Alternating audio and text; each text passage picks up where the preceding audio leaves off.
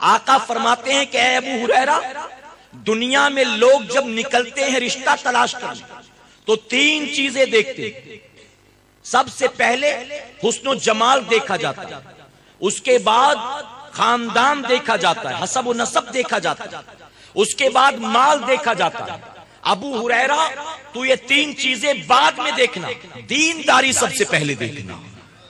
یہ 3 چیزیں بعد میں پرائرٹی دینا تو دینداری کو دینا۔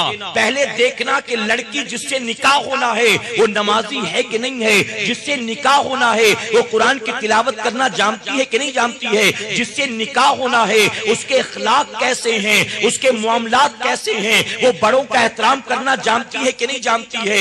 اے ابو ہریرہ سب سے پہلے دینداری کو دیکھنا۔ اے سرکار مدینہ کے پیارے دیوانوں، میں آپ سے پوچھتا ہوں، ایک طرف تو نبی رحمت تعلیم دیتے ہیں کہ تم دینداری کو پہلے دیکھنا، آج ہم اور آپ نکلتے ہیں تو ہم کیا کرتے ہیں؟ آقا نے جس سے منع فرمایا ہم سب سے پہلے وہ دیکھتے ہیں، اور آقا نے جسے دیکھنے کا حکم دیا ہم اس کی تو پرواہ بھی نہیں کرتے ہیں۔ آج قوم دیکھتا ہے کہ لڑکی نمازی ہے کہ نہیں ہے، پردے کی پابند ہے کہ نہیں، شرم و حیا کی پیکر ہے کہ نہیں، نبی کی سنتوں کی عامل ہے کہ نہیں، 4 لوگوں میں بیٹھنے اٹھنے کا شعور ہے کہ نہیں، بڑوں کا احترام کرنا جانتی ہے کہ نہیں، اپنے بھائی بہنوں سے کس طرح پیش آتی ہے، اپنے ماں باپ اور دوسرے رشتہ داروں سے کیسے پیش آتی ہے۔ ہم ان چیزوں کی طرف توجہ نہیں دیتے، ہم سب سے پہلے ڈھونڈتے ہیں کہ خوبصورت ہونی چاہیے۔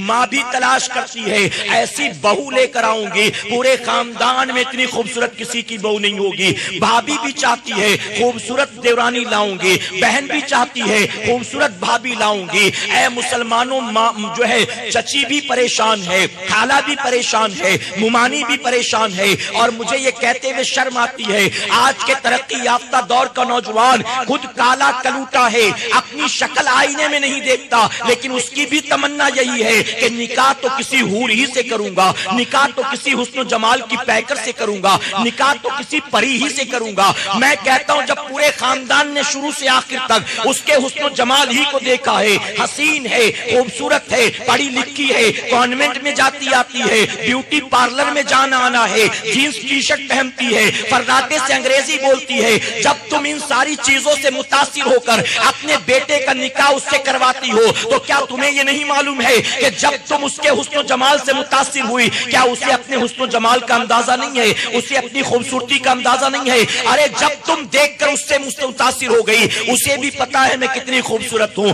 اسے بھی پتا ہے کہ شادی کیوں کی جا رہی ہے، اسے بھی پتا ہے کہ یہ لوگ اتنا میرے پیچھے کیوں لگے ہیں۔ اب اے مسلمانوں، جب ہم حسن و جمال دیکھ کر اپنے بیٹے کا نکاح کراتے ہیں تو نکاح کے بعد وہی لڑکی گھر آتی ہے اور آنے کے بعد اپنے حسن و جمال کا جال اپنے شوہر پر پھینکتی ہے، اور نتیجہ یہ ہوتا ہے جس چیز سے متاثر ہو کر تم نے اسے بہو بنایا تھا اسی حربے کو اپنا کر وہ تمہارے بیٹے کو 2 مہینے کے اندر تم سے جدا کر دیتی ہے۔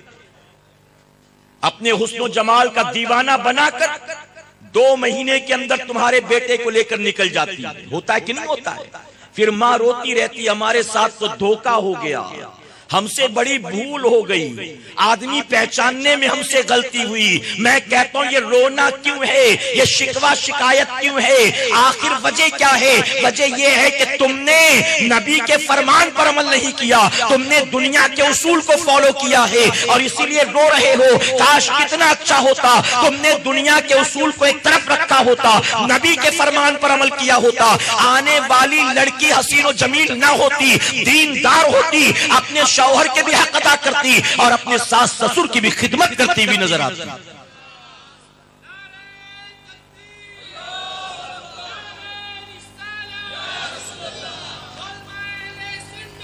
اپنے بیٹے کے لیے بیٹی دیکھیں، لڑکی دیکھیں، اپنی بیٹی کے لیے لڑکا دیکھیں تو سب سے پہلے یہ دیکھیں دیندار ہے کہ نہیں ہے۔ کہ انشاءاللہ دینداری کو پرائرٹی، نمازی، نیک، قرآن کی تلاوت کا عادی، نبی کی سنت کامل. اور اے سرکار مدینہ علیہ الصلوۃ والتسلیم کے پیارے دیوانوں، میں کہتا ہوں جیسے ہی ایسا رشتہ مل جائے اللہ کی ذات پر بھروسہ کر کے بسم اللہ کرنا.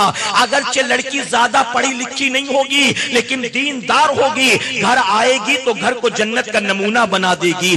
اگرچہ لڑکا انگریزی نہیں بولتا ہوگا لیکن دیندار ہوگا، بہت بڑا بزنس مین نہیں ہوگا لیکن دیندار ہوگا. آپ نے اپنی بیٹی اس کو دے دی نبی کے فرمان پر یقین کر کے، تو یاد رکھنا آپ کی بیٹی اس کے نکاح میں آئے گی. آپ اس اللہ کے حبیب کی سنت پر عمل کرو گے، اللہ غیب سے اس بندے کی روزی میں برکت عطا فرمائے گا.